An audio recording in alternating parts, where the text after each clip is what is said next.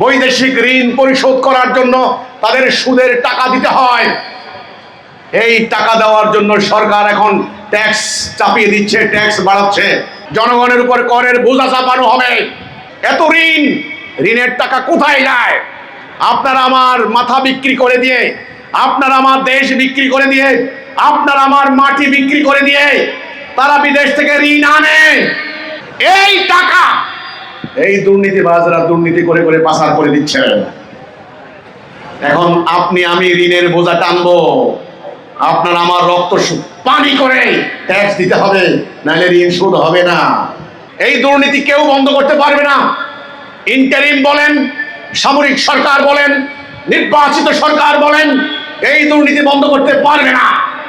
পারবে?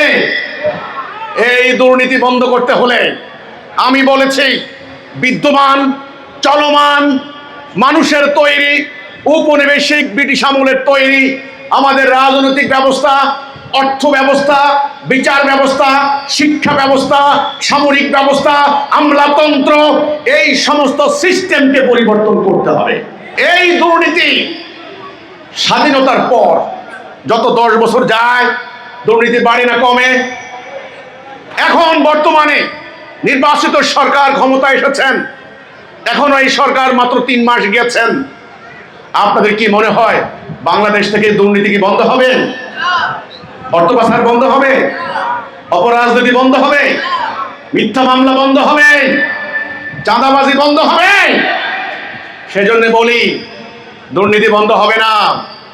দেশ লুটপাট করে নিয়ে যাবে, আরো বাড়বে, জনগণের উপর করের বোঝা চাপানো হবে। আমি পাকিস্তানের কথা বলি, গত 2 দিন আগের রিপোর্ট, পাকিস্তানে বর্তমানে প্রায় 82 ট্রিলিয়ন রুপি তারা ঋণী। এক একটা পাকিস্তানি নাগরিক 3,30,000 রুপি ঋণ। 25 কোটি পাকিস্তানি সৌদি আরবে যান, লক্ষ লক্ষ পাকিস্তানি ভিক্ষুক ভিক্ষা করে বেড়ায়। বাংলাদেশ প্রায় 113 বিলিয়ন ডলার ঋণ, 1.25 লক্ষ কোটি টাকা প্রতিটা মানুষের মাথার উপরে ঋণের বোঝা। এই ঋণ, বৈদেশিক ঋণ পরিশোধ করার জন্য তাদের সুদের টাকা দিতে হয়। এই টাকা দেওয়ার জন্য সরকার এখন ট্যাক্স চাপিয়ে দিচ্ছে, ট্যাক্স বাড়াচ্ছে, আপনার জীবনযাত্রা ভয়াবহ আকার দাঁড়াচ্ছে। এই ঋণের দরকার কি? এত ঋণের টাকা কোথায় যায়? আপনারা আমার মাথা বিক্রি করে দিয়ে, আপনারা আমার দেশ বিক্রি করে দিয়ে, আপনারা আমার মাটি বিক্রি করে দিয়ে তারা বিদেশ থেকে ঋণ আনে। একটা ঋণের নাম হলো সভরেন লোন।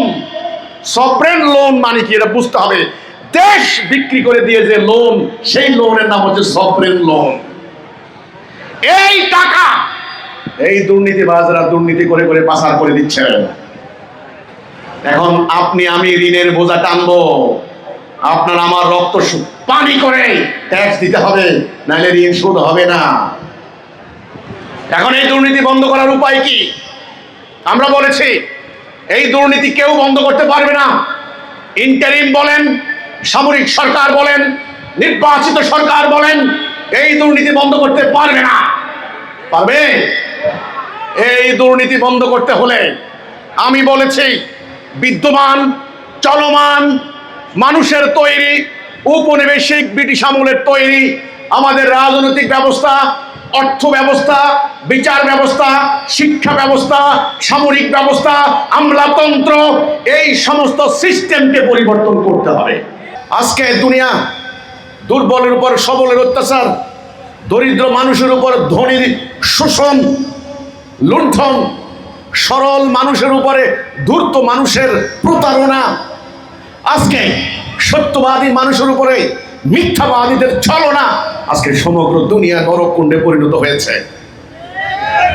বাসের অযোগ্য এই সমাজ বসবাসের অযোগ্য হয়ে গিয়েছে। এখন এই সমাজকে আপনি বাসযোগ্য করবেন না। আপনার ঘরে যদি ময়লা পড়ে, ময়লা পরিষ্কার করে ঘরটাকে বাসযোগ্য আপনি করেন না। ধরেন আপনি রাত্রে ঘুমাতে যাবেন, সন্ধ্যাবেলায় ঘরে ঢুকছেন, ঢোকার পর দেখেন প্রচণ্ড দুর্গন্ধ। কোথা থেকে গন্ধটা আসে? আপনি খাটের নিচে দেখেন, ওখানে দেখেন, এখানে দেখেন, কিছু মরে পড়ে আছে কিনা, পচে গলে রইল কিনা। তার মানে আপনি ঘরটাকে বাসযোগ্য করেন না। তো এই সমাজটা কার সমাজ? আপনার সমাজ। এই পৃথিবীটা কার পৃথিবী? আপনারই পৃথিবী। আর এই মানব জাতি, হিন্দু হোক, বৌদ্ধ হোক, খ্রিস্টান হোক, মানুষ হোক, এই মানব জাতি আপনারই জাতি, আপনারই পিতামাতা আদম হাওয়ার সন্তান। কাজেই এই দুনিয়াকে আপনি বাসযোগ্য করবেন না। এই দুনিয়াকে যারা শান্তিপূর্ণ করবে তাদের জন্য পরকালে জান্নাত, আর এই দুনিয়াকে যারা শান্তিপূর্ণ করবে না তাদের জন্য জান্নাত নাই।